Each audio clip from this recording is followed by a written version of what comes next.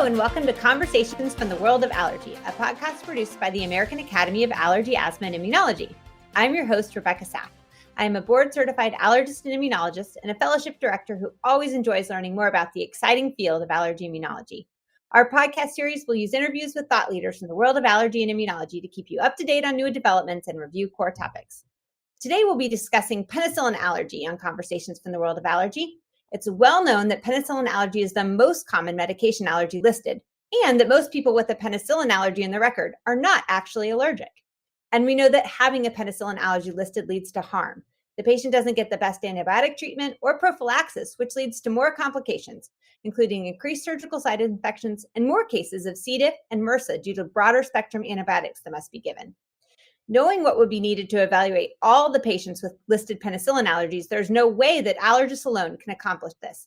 So today we're going to focus on how allergists can partner with other specialties to help increase the number of patients who are delabeled. We are pleased to welcome Dr. David Kahn, a passionate drug allergy expert who needs almost no introduction. Dr. Kahn is a professor of medicine and pediatrics at UT Southwestern Medical Center and the program director for the Allergy Immunology Fellowship Program, and has served as chair of the Program Directors Assembly. He is the past president of the American Academy of Allergy, Asthma, and Immunology and was the chair of the 2022 Drug Allergy Practice Parameters. Dr. Kahn is an outstanding educator, as anyone who has been to the college literature review course can attest to, and his research interests include drug allergy and alternative chronic idiopathic urticaria treatments. Dr. Kahn, thank you so much for taking the time to join us today. Yeah, my pleasure. I'm excited to talk about penicillin allergy delabeling. I always like to get to know our guests a little bit better. Can you tell us something you like to do outside of medicine? Sure. Everybody knows that I like to run, but that's not exciting to talk about. So, many people may not know, and this is something that I've kind of recently acquired, is I'm gotten interested in cooking, especially like outdoor cooking. So I've become interested in grilling and all sorts of different things. One of the more recent things that we made was a Brazilian grilled pineapple, which was like you put a pineapple and you put it in brown sugar and put some cinnamon. You put on a rotisserie, and it's amazing. I never knew that was a thing, but it's really good. It seems like outdoor cooking in Texas must be very popular. Oh yeah. We're supposed to be known for our brisket, Texas brisket. Oh yeah. And we had our division we had our first division party in a long time because we've had so many new faculty members. We all got together at our house, and I made brisket, and I was very pleased that everyone liked it. Oh, I would definitely come. That sounds delicious. So what made you choose allergy immunology as a field? Interestingly, I would say it was I was struggling in internal medicine to kind of find something that I was interested in. It was kind of a process of elimination. So I knew probably like my first week that I didn't want to be a cardiologist. And then I was kind of like knocking specialties off one by one. And then, time was marching on. I didn't want to be a general internist.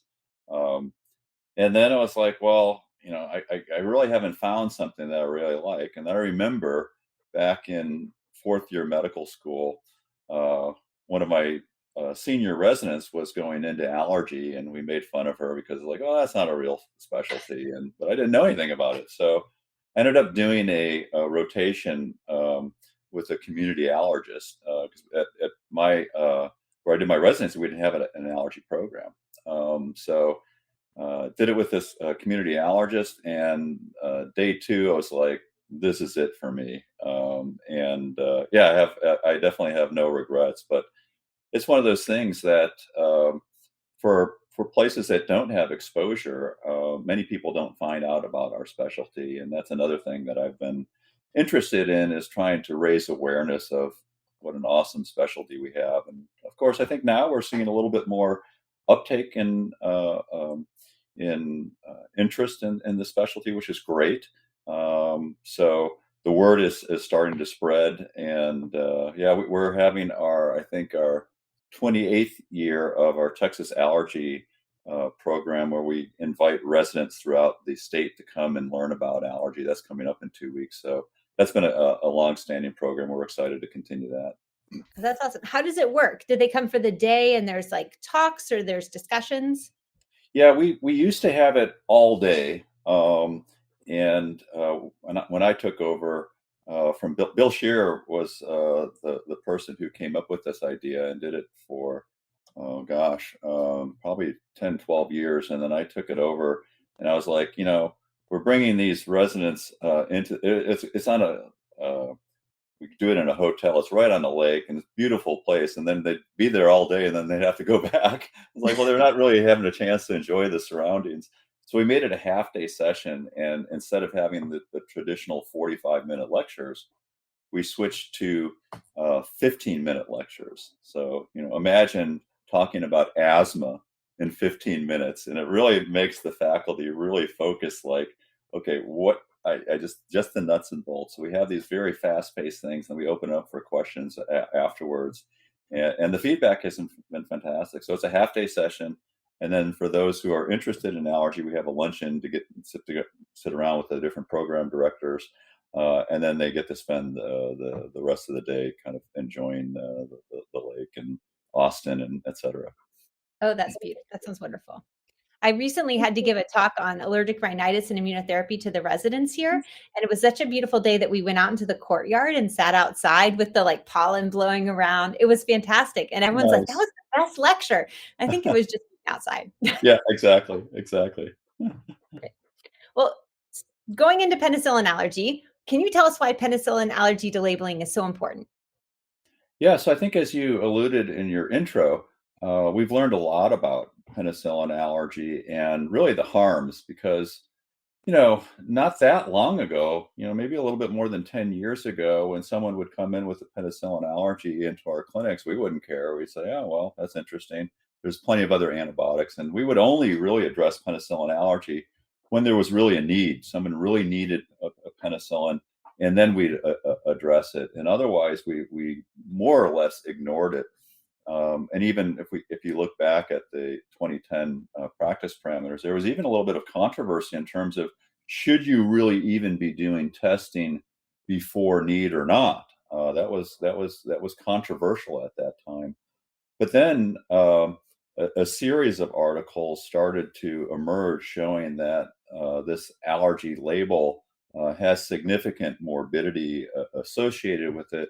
And now there are actually even systematic reviews outlining all the different problems that are associated with carrying this label, even higher mortality from having this label. So I think none of that was appreciated, but now we have so much evidence that clearly carrying this label is harmful. And then also we know that the epidemiology of penicillin allergy has changed dramatically. So back in the 1970s, Tim Sullivan, who started our allergy division at UT Southwestern, did his was at WashU in St. Louis, and they published this paper showing that when they evaluated patients with penicillin allergy for skin testing, about 60% had positive skin tests, which is just hard to fathom now. And then you fast forward into the 1990s, and then that was when I was doing my fellowship training. It was maybe 10, 15% we'd see positive skin tests. But now, positive skin tests are just so rare. And the Mayo has published their series on, 30,000 patients that they did skin testing on, and less than 1% had a positive skin test. So penicillin allergy has declined so much. And these are people who've carried this label, adults, most of their life often. And so they're walking around with this label that is harmful. When we test them and evaluate them, we find out that they're really not allergic. And so this is something that we're working on getting that message out. And I think even it's starting to creep out into the lay public and starting to creep out, I would say, into the non-allergy specialty as well. Fields. I think allergists are very well aware of this because we've been talking about it for quite some time. But it's really important that we continue to spread this message because, as you alluded to, if 10% of the population carries this label, it's about 35 million people in the U.S. And there's a little over 5,000 allergists. We can't, I love penicillin allergy, but doing penicillin allergy delabeling 24/7 would get old pretty quick. So we definitely need help. Why do you think there's that change in the skin testing positivity? Do you think it's a change in the formulation of penicillins we're using? Do you think it's a change in the reactions that are happening? What do you think has driven that? Yeah, it's a good question. I do think I suspect that we are using maybe a little bit less intravenous penicillins than we used to. I mean, back in the 70s, there weren't a lot of other options. And now, cephalosporins tend to be more commonly used in the hospital than penicillin. So part of it, I think, is certainly use. Maybe switching more to oral. It's. I don't think we know for sure. But my suspicion is it's probably exposure would be my guess. It's a great question, and I'm not really seeing any hard data that says this is why. But that's my suspicion. And is it the same in the US as it is in Europe? So they still see in Europe a higher rate of confirmed penicillin allergy. And again, why is that? They say, well, we use a lot of amoxicillin, but again, we use just as much amoxicillin. But they do have IV amoxicillin, which is something that we don't have. And so perhaps again, it's this, and there's evidence to support that intravenous parenteral exposure to antibiotics is much more likely to lead to sensitization and allergy than oral. So maybe it's this higher use of intravenous penicillins in Europe that leads to these different rates of allergy. I think it's declined, there still, but not nearly, I would say, as much as what we see here. I mean, anaphylaxis to penicillin just seems like, gosh, when's the last time you've seen that? But in Europe, we see all these publications where they have 70% of their patients have anaphylaxis. I'm like, oh my gosh, where are they coming from? And then you've talked about, it seems like the approach to penicillin allergy has really changed over the years. What's your current approach to a patient who comes in with a penicillin allergy?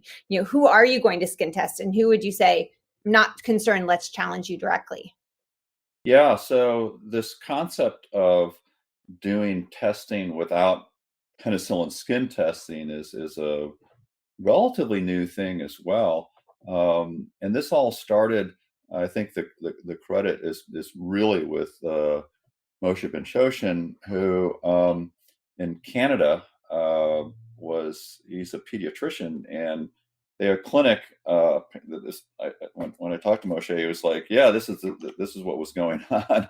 He said we had a long wait list to get our kids tested for penicillin, and the nurses were like, we're not seeing any kids who have positive skin tests. Can't we just give them amoxicillin and call it a day? And he's like, whoa, wait a second, that's really crazy. So they decided to do a study, and they did a study that they were going to take anybody, as long as they didn't have like a SJS-TEN reaction, a scar reaction, even if they had anaphylaxis, they were going to say, hey, bring them in. We're just going to challenge them. So it turned out they didn't have any anaphylactic kids that underwent this.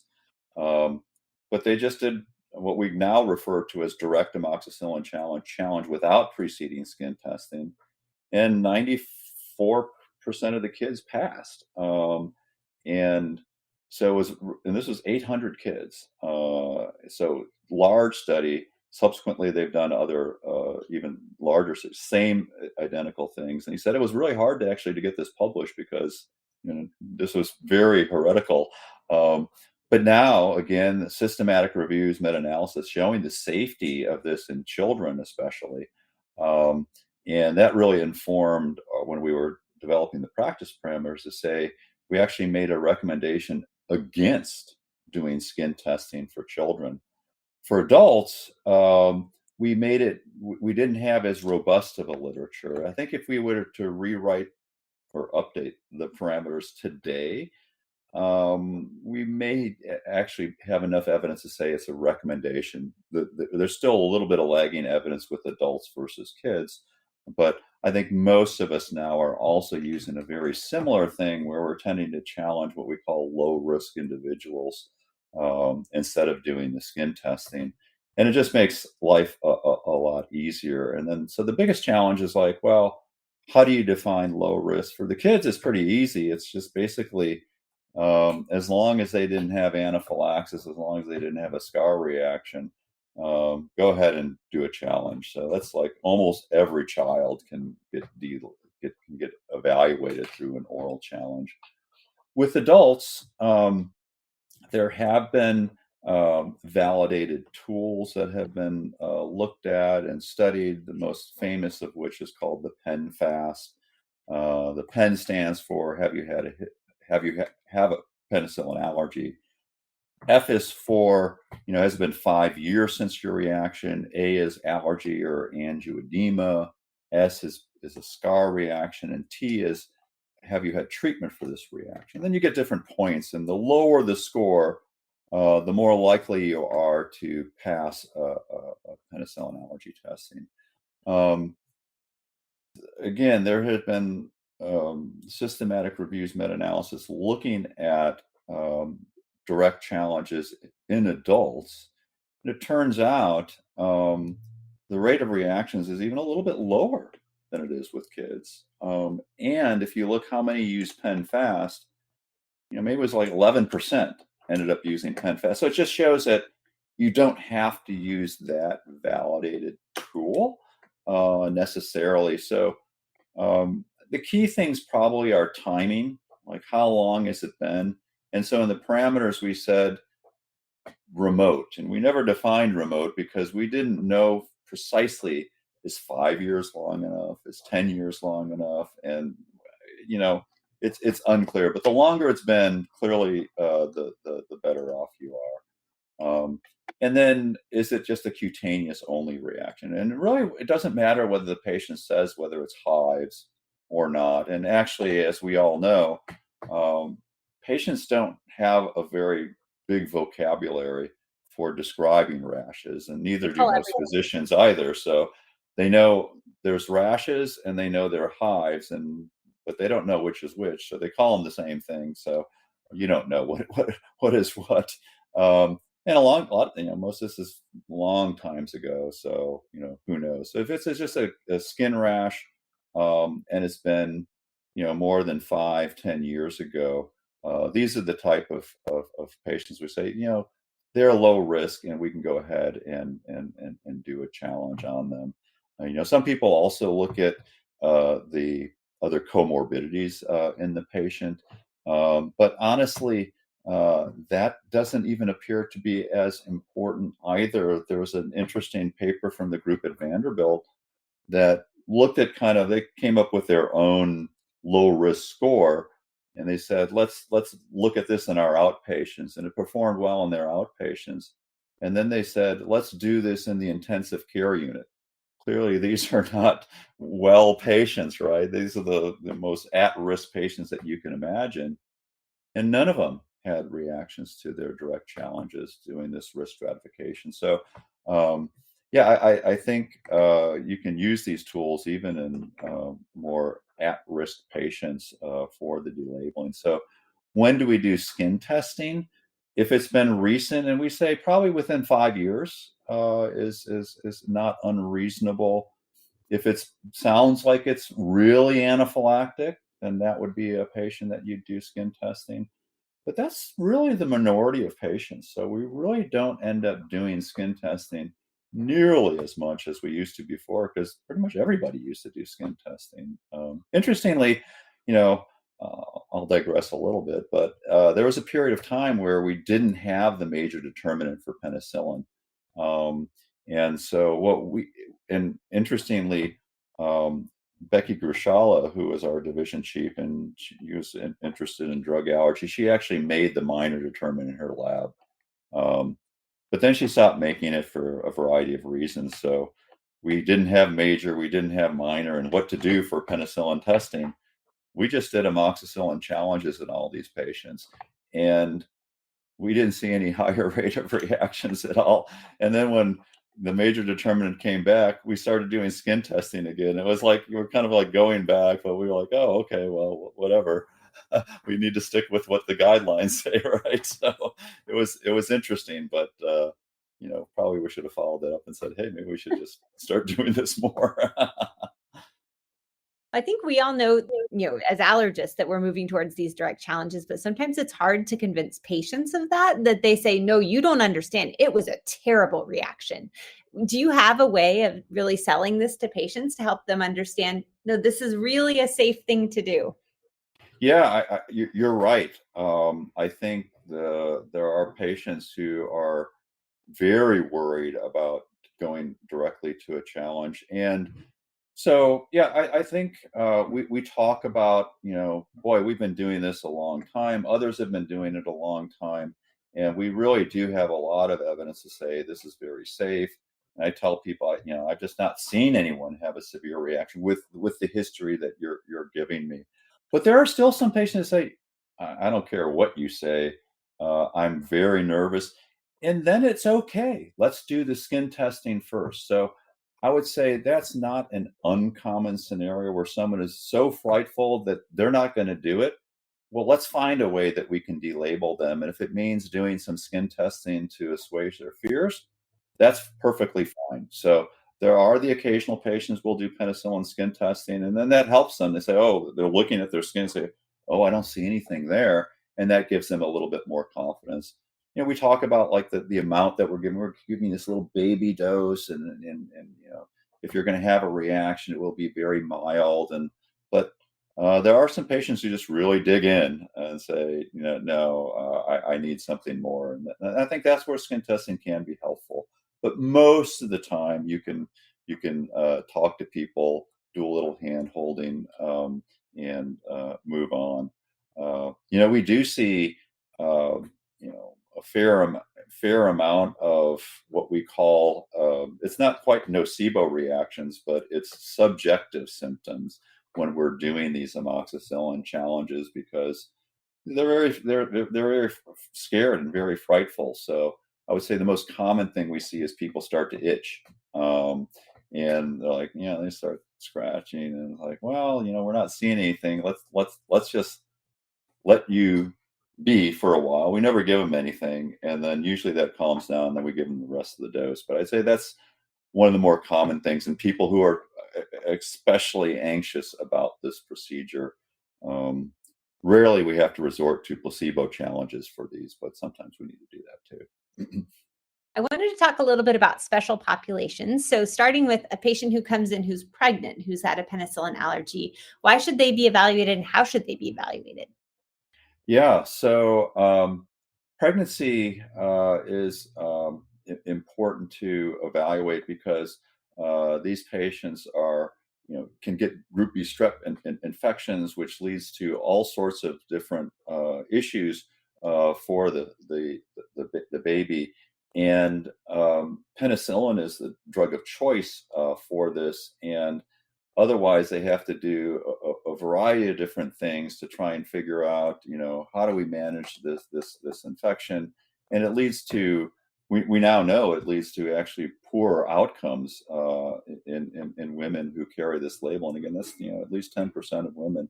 So it is an important thing. Obstetricians are aware of the importance of this. As allergists, I think. I say I think because I don't know, but I am very leery about pregnant women. It always scares me. I'm like, boy, we have to do, they're a vulnerable population. So we always want to do what is the least risky. Um, but this is an area of opportunity that we can really help them. So delabeling is important. Again, we used to do skin testing in these patients. But now there's emerging data suggests that you can use the same tools with doing direct challenges in penicillin allergic pregnant patients. And so we don't have any different risk stratification for pregnant patients than non-pregnant patients. We use the same risk stratification tools, and then we go ahead and evaluate them. Um, because, pregnant women are younger than a lot of the other people we evaluate, sometimes the history is a little shorter. So we end up doing a little bit more skin testing in the pregnant patient just because they're younger than our other population. But otherwise, we still do a lot of direct challenges. Um, there's an interesting paper that's in Press and Jackie in Practice, where the group led by Allison Ramsey and Shabbat Mustafa uh, randomized patients, pregnant women, to get either skin testing or direct challenge, and they basically saw no difference in outcomes. So I think that's also reassuring. This will take time, I think, for sure, for allergists to get a little bit more comfortable. Not even, we talk like every allergist is doing direct challenges, and that's not quite the case yet. There's still some that are a little reluctant to do that. Um, Particularly maybe in adults and certainly in pregnant patients. So I think it's going to take time to change. But this is a definite opportunity that allergists can really promote this with obstetricians who are really hungry to get help. And I think that's a message that we need to get out for sure. You tend to wait until the third trimester to challenge patients, or do you do it anytime? So yeah, we started a specific delabeling program with our obstetricians where we had them fill out a form. Well, we added questions to their form that they already had, and one of them was about the penicillin allergy. And then that automatically we did this through an e-consult system or are doing it. But what we realized was this came through the obstetricians. They said, um, let's not do the delabeling in the first trimester. And their rationale was they said, the rate of spontaneous abortions is highest in the first trimester. And we don't want them to negatively associate that with the fact that they just got this penicillin, and maybe in their mind it's like, oh, I was fine, I got the penicillin, and then a week later I lost my baby, and I'm never taking penicillin again. So it wasn't because we think it causes the problem, but due to the risk. So we were doing it in the first trimester, and we didn't really have any of those issues. But they said maybe we should change that too. So we now start doing it in the second trimester. What about a patient who's needs cardiac surgery? Yeah, so for surgical prophylaxis, at least in the US, one of the main antibiotics that is used is cefazolin. Um, and there's still, if someone tries to prescribe penicillin to or cefazolin to someone who has a penicillin allergy, they'll get some warning label, and then they're like, "Oh, well, we can't give them this antibiotic, and now we're going to treat them with vancomycin or whatever drugs that have higher adverse effects." And actually, Dr. Blumenthal showed that curing this penicillin allergy label leads to more post-surgical site infections. So there's harms associated with it. Um, we now know that, and there's good evidence for this, that cefazolin appears to have is a fairly unique among cephalosporins in terms of it doesn't have other R1 side chains that seem to be related to penicillins. Um, and so the risk of having a reaction to cefazolin in penicillin allergic patients is really minuscule. So we say, just give them the cephalosporin and have them come for delabeling when it's not urgent. So we still want to get rid of that penicillin allergy label. But if it's an urgent situation, which oftentimes it is, they can go ahead and get their cephalosporin and we'll figure it out later. And this is even true for the rare patients who have an anaphylactic history to penicillin, they can get cefazolin. Yeah, we're as a side note, we have just started a study looking at cephalosporin allergy, and this is going to be the first of its kind, really prospective evaluation, doing rigorous double-blind challenges, double-blind skin testing. No one's ever done double-blind skin testing before, and we're really going to assess this degree of cross-reactivity and try and figure things out, and also even look at why some patients who get cefazolin first dose seem to react. And some of our preliminary mechanistic data suggests that maybe there's something other than the R1 chain that's doing this. So more to come on that for sure. Yeah, it is funny. We always think of cefazolin and cephalexin being very similar, but they're actually structurally incredibly different. But both still first generation cephalosporins, so they tend to get linked together. Yeah. And yeah, you bring up also like how do you pronounce cefazolin? Because Kim Blumenthal also pronounces it your way, but it's interesting. I'm sure I'll have to research that. I know people say it both ways. For me, it's like, well, it's a cephalosporin, so it's got to be a cefazolin. Well, and then the Australians pronounce it completely differently. Yeah, So, right. so you have a program at UT Southwestern where eligible hospitalized patients are identified, and actually you have a pharmacist who's involved in testing the patient to clear the allergy. How did that program come about? Yeah, so that was I can take zero credit for this, other than I was very excited when it was like, oh, this sounds like a great idea. But there was an opportunity that came around that there were some grants for um, different things that could be done within the hospital system, and some of these were grants through the Department of Pharmacy.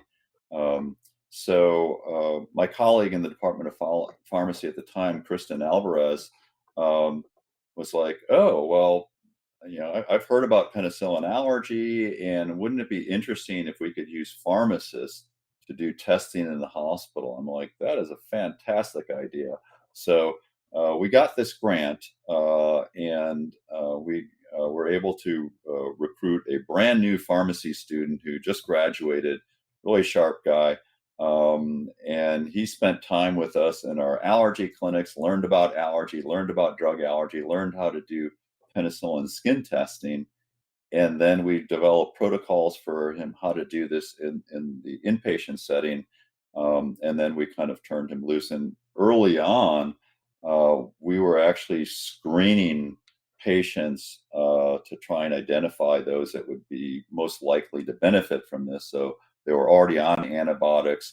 Maybe they had diabetes, they had HIV, they were immunocompromised. So high risk of needing antibiotics in the future. So we had this whole algorithm to do that, and we showed that this was, a good method to do. And in fact, he won an award from the Texas Pharmacy Association for innovation in this. And thankfully, our Parkland hospital system said anybody who got a grant for this and had staff associated with this, we're going to pay that for that position when the grant goes away, because the grant was only a year.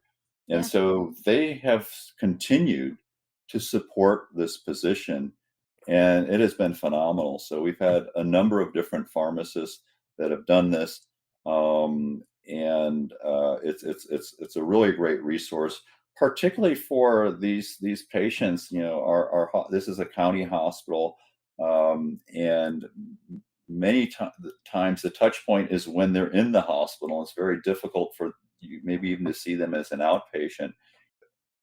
We've also looked at, like, when we can't get to them, we'll try and bring them back into the clinic, and we have a huge no-show rate. Even calling them, texting them, whatever, we have a hard time testing them in the outpatient. But when they're sitting there as an inpatient and waiting for other procedures to get done or whatever, we have a much higher rate of delabeling. So it's been really good. It's also gotten out that message about the importance of this to other specialties. So it's been a great model, and it's been almost 10 years since our first publication. We have a fellow working on the subsequent one just because now we have like 10 times the data. So that'll be nice to kind of get that out. Yeah, it's amazing that they've continued the program, because so often we start these programs based on a grant and they do amazing work, and then the grant finishes and there's just not funding to Yeah. continue. It's great. And and I think I would say the success of the program, the fact that we've, advertised this, that we get a lot of calls from other institutions, it becomes they're very proud of this program, the institution, which is great that Mhm. finally allergy has some recognition in a hospital system, uh, and so that has helped a lot. But yeah, that's not always the case for sure. That institutions are like, oh well, good idea. Well, too bad. We don't think it's where's the money in it, right? Yeah. So you've also worked to establish delabeling programs in pediatric clinics using group visits. How did you kind of invent this, and what challenges did you encounter in setting it up? Yeah, again, I can take no credit for this either, but one of our junior faculty, Tim Chow, who leads our drug allergy testing on the pediatric side, kind of came up with this idea about um, how can we do testing even independent of the allergist, and we want to do it in the community setting because a lot of the kids, it's hard for them to come to the main campus or whatnot, so we wanted to reach them where they were. And so there were a lot of challenges to this. We needed a lot of people in the room. And so Kristen Alvarez, who was with pharmacy, and now she is appropriately the director of innovation at Parkland because she has all these brilliant ideas. So she knew the right people to get in the room. So um, we had a kind of champion pediatrician who was very interested in this. Then we had nursing, we had pharmacy staff, and all these, and we had a number of different meetings to try and figure out, how can we do this? And the idea was, well, we do all these group teaching sessions for kids about diabetes, and we do it for asthma. uh, why couldn't we do the same thing with penicillin? And so we had to kind of overcome the concerns like, well, is this going to be safe to do, and how much of a issue is this going to be with workflow? And we don't want this to get in the way of our, because we were doing this in a general pediatric clinic. This was not a specialty clinic at all. So we were able to kind of get through all those different things. And then the same pharmacist who's doing the inpatient delabeling now comes to these outpatient clinics and does a couple kids at a time. And it's worked out really well. And we've expanded to another outpatient facility. So that's been a very nice model, and it doesn't interfere at all with the workflow in the clinic. And again, the show rate is good because they're coming to the clinic that they're used to. So yeah, I think that's it just shows that there's a way to do this without interfering with things. And I would say interference with the workflow is like one of the biggest things that we had to solve. Yeah. It sounds like it normalizes it too for kids, that there's multiple kids kind of being tested. Oh, this is something we do. And it sounds like it streamlines it for both the allergist and the pediatrician. Yeah, that's a great point. And I think there's definitely something to that for sure. Yeah. Have you found challenges in delabeling, penicillin delabeling outside of allergy immunology? So we are we meeting the academy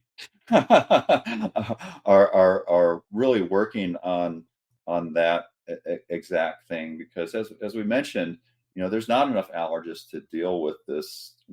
It's probably an epidemic. You could say this is an epidemic of penicillin allergy labeling. So we need other specialists, other specialties to deal with this.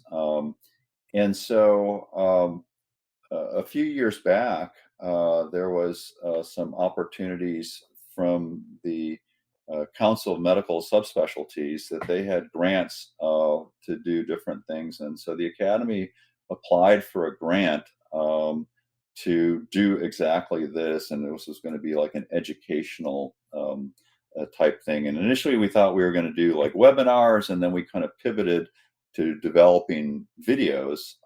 And the question was like, well, what specialties should we go after? Who would be most amenable to considering doing this? And what we thought was we'd have something for uh, adult inpatients, because we know that there's infectious disease specialists who are kind of doing this because they don't have any allergists maybe in their area, so they're forced to kind of figure this out on their own.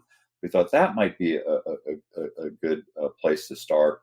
And then we also thought that there are some pediatricians who are, starting to do some of these challenges, and because of the safety of doing this in kids, we thought that that was a potential other opportunity. So we developed a series of videos aimed at adult inpatients and kids in general pediatric offices. And each one has 4 sets of videos, and it first walks through, like, well, why is penicillin allergy important in an adult? Why is it important in kids? And then we talk about, well, what are the barriers of doing this in the inpatient setting? What are the barriers of doing this in your pediatric clinic? And then the third video is like, well, how do you actually do this? How do you do it in the inpatient setting? And how do you do it in the general pediatric office? And then the fourth video, which I think is important for allergists to be aware of, is it's directed as a patient facing video. So for adults, it's like, why do we care about penicillin allergy? Why does your doctor think this is important? And the same thing for kids. And so that's something that you can share with your patients.